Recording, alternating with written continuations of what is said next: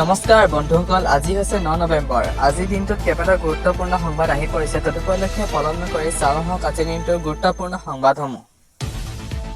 বন্ধুসকল, প্ৰথম খবৰটো হৈছে GMCHৰ চিকিৎসক ডাক্তৰ অনিন্দিতা পাটোৱাৰীৰ মৃত্যু। GMCHৰ চিকিৎসক ডাক্তৰ অনিন্দিতা পাটোৱাৰীৰ মৃত্যু। শনিবাৰে পুৱা হেল্থ চিটি হস্পিটেলত শেষ নিশ্বাস ত্যাগ কৰে। GMCHৰ মাইক্ৰ'বায়'লজি বিভাগৰ ডেমনষ্ট্ৰেটৰ আছিল ডাক্তৰ পাটোৱাৰী। 10 মাহ ধৰি কৰ্কট ৰোগত আক্ৰান্ত হৈ আছিল ডাক্তৰ পাটোৱাৰী। মৃত্যুৰ সময়ত ডাক্তৰ অনিন্দিতা পাটোৱাৰীৰ বয়স আছিল 32 বছৰ। মৃত্যুৰ সময়ত তেওঁ এৰি যায় স্বামী আৰু এটি পুত্ৰ সন্তান। বন্ধুসকল, দ্বিতীয়টো খবৰ হৈছে অৱসৰৰ পাছত কি কাম কৰিব পাৰিব দেশৰ মুখ্য ন্যায়াধীশ DY চন্দ্ৰচূড়ে।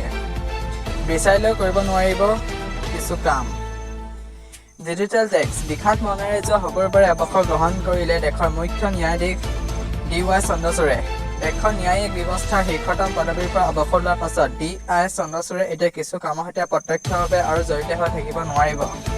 সংবিধানৰ অনুচ্ছেদ 127 অনুসৰি উচ্চতম ন্যায়ালয়ৰ মুখ্য ন্যায়াধীশ হিচাপে অৱসৰ লোৱাৰ পাছত সেইগৰাকী ব্যক্তিয়ে দেশৰ কোনো আদালতত পুনৰ ওকালতি কৰিব নোৱাৰিব। অৱশ্যে ন্যায়িক ব্যৱস্থাৰ সৈতে প্ৰত্যক্ষ তথা সক্ৰিয়ভাৱে জড়িত থাকিব নোৱাৰিলেও পৰোক্ষভাৱে জড়িত হৈ থাকিব পাৰিব তেওঁ। দীৰ্ঘদিনীয়া অভিজ্ঞতাৰ ভিত্তিত তেওঁ দেশৰ জটিল আইনী বিষয়বোৰত মধ্যস্থতাকাৰী হিচাপে কাম কৰিব পাৰিব।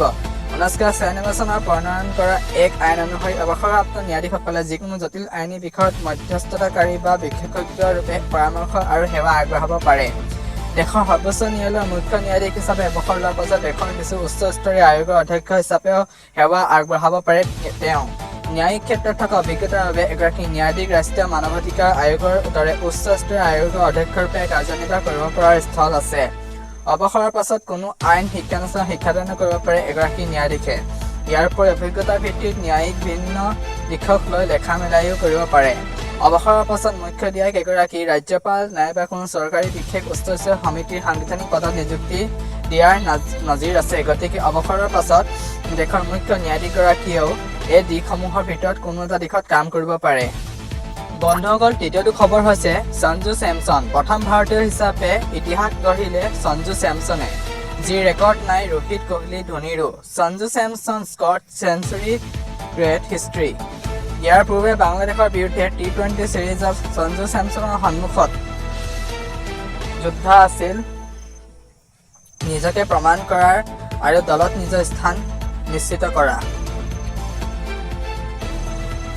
দক্ষিণ আফ্ৰিকাৰ বিৰুদ্ধে প্ৰথম T20 মেচত দুৰন্ত ইনিংছ খেলিলে সঞ্জু চেমছনে। বিধ্বংসী ইনিংছ খেলি বিদেশৰ মাটিত কৰিলে 100 ৰান।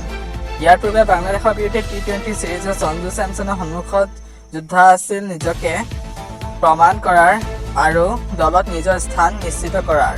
বাংলাদেশৰ বিৰুদ্ধে T20 মেচত সুন্দৰ বেটিং চেঞ্চুৰী কৰিছিল সঞ্জুৱে। এইবাৰ দক্ষিণ আফ্ৰিকাৰ বিৰুদ্ধে প্ৰথম T20টো কৰিলে 100 ৰান। দক্ষিণ আফ্ৰিকাৰ বিৰুদ্ধে চেঞ্চুৰী কৰি ইতিহাস সৃষ্টি কৰিছে সঞ্জু চেমছনে। প্ৰথম ভাৰতীয় হিচাপে ক্ৰমাগতভাৱে 2খন T20 আন্তৰ্জাতিক মেচত চেঞ্চুৰী কৰিলে তেওঁ। 50টা বলত 107 ৰানৰ ইনিংছ খেলিলে সঞ্জু চেমছনে। 10টা 6 আৰু 7টা 4ৰে সজালে তেওঁৰ ইনিংছ। ভাৰতীয় দলত নিজৰ স্থান নিশ্চিত কৰিলে সঞ্জু চেমছনে।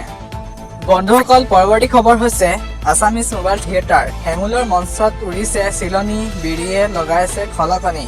মহানগৰীৰ নাৰেংগীত হেঙুল থিয়েটাৰ চাবলৈ দৰ্শকৰ ভিৰ। অসমত এতিয়া ভ্ৰাম্যমাণ থিয়েটাৰৰ বতৰ। ৰাজ্যৰ ভিন্ন প্ৰান্তত সগৌৰৱে চলি আছে ভ্ৰাম্যমাণ থিয়েটাৰসমূহ। ভ্ৰাম্যমাণ থিয়েটাৰ প্ৰেক্ষাগৃহত দৰ্শকৰ অভূতপূৰ্ব সঁহাৰি। ইয়াৰ মাজতে গুৱাহাটীৰ নাৰেংগীত সগৌৰৱে চলিছে হেঙুল থিয়েটাৰ। অসমত এতিয়া ভ্ৰাম্যমাণ থিয়েটাৰৰ বতৰ। ৰাজ্যৰ ভিন্ন প্ৰান্তত সগৌৰৱে চলি আছে ভ্ৰাম্যমাণ থিয়েটাৰসমূহ। ভ্ৰাম্যমাণ থিয়েটাৰৰ প্ৰেক্ষাগৃহত দৰ্শকৰ অভূতপূৰ্ব সঁহাৰি পাইছে। ইয়াৰ মাজতে গুৱাহাটীৰ নাৰেংগীত সগৌৰৱে চলিছে হেঙুল থিয়েটাৰ। হেঙুল থিয়েটাৰে 3টি নিশা কাৰ্যসূচীৰে নাট প্ৰদৰ্শনৰ উদ্দেশ্যে নাৰেংগীত উপস্থিত হৈছে। প্ৰথম নিশাৰ 2টা দৰ্শনীত নাট্যকাৰ প্ৰণৱ বৰুৱাৰ দ্বাৰা ৰচিত আৰু সংকল্পজড়িত হাজৰিকাৰ দ্বাৰা পৰিচালিত নাট চিলনী প্ৰদৰ্শিত হয়। দ্বিতীয় নিশাত অসমৰ জনপ্ৰিয় নাট্যকাৰ অভিজিত ভট্টাচাৰ্যৰ দ্বাৰা ৰচিত আৰু সংকল্পজিত ভট্টাচাৰ্যৰ দ্বাৰা হাজৰিকাৰ দ্বাৰা পৰিচালিত নাট বেৰী প্ৰদৰ্শিত হয়। ইতিমধ্যে দৰ্শকে আদৰি লোৱা ৱেব ছিৰিজ কৃষ্ণচূড়া.com চুপাচুপিৰে জনপ্ৰিয়তা অৰ্জন কৰা উদীয়মান নাট্যকাৰ প্ৰণৱ ভৰালীৰ দ্বাৰা ৰচিত আৰু সংকল্পজিত হাজৰিকাৰ দ্বাৰা পৰিচালিত নাট মছজিদ ৰোড নামঘৰ পথ অন্তিম নিশাৰ পথ প্ৰথম দৰ্শনীত প্ৰদৰ্শিত হ'ব। অসমৰ আগশাৰীৰ জনপ্ৰিয় নাট্যদল হেঙুল থিয়েটাৰৰ তিনিওখন নাটকতেই দৰ্শকৰ বিপুল সহায় লাভ কৰিবলৈ সক্ষম হৈছে। এই বৰ্ষত হেঙুলত পোনপ্ৰথমবাৰৰ বাবে আত্মপ্ৰকাশ কৰিছে জনপ্ৰিয় অভিনেতা কমল লোচনে। লগতে হেঙুলৰ মঞ্চত অভিনয় কৰিছে জ্যেষ্ঠ অভিনেতা মহেশ বৰা, অভিনেত্ৰী স্নিগ্ধা গগৈ, হেলেনা আখতাৰ, শিল্পী শিখা বৰা, অভিনেতা নিৰুপম শইকীয়া, গৌতম ৰাজ, জয়ন্ত শৰ্মা, হিমাংশু গগৈকে ধৰি কেইবাগৰাকীও নাট্যযোদ্ধাই।